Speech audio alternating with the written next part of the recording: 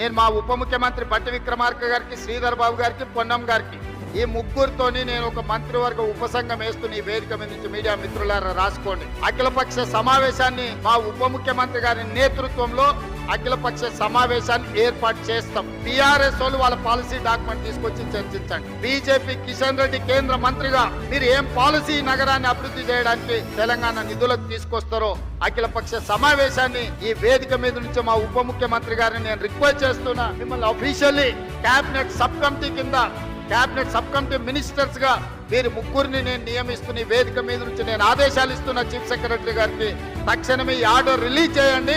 వారు అఖిలపక్ష సమావేశాన్ని ఏర్పాటు చేస్తారు. మొదట బీజేపీ వాళ్ళు వాళ్ళ ప్రతిపాదన దేండి, తర్వాత బీఆర్ఎస్ వాళ్ళు దేండి. అదే విధంగా తెలంగాణను అభివృద్ధి చేయాలనుకున్న మేధావులు కూడా మీరు సూచనలు ఇవ్వండి. సంవత్సరం పూర్తి చేసుకున్న సందర్భంగా భవిష్యత్ కార్యాచరణను మనం నిర్ణయించుకుందాము. ఏ విధంగా బాగుపడతామో ఆలోచన చేసుకుందాము.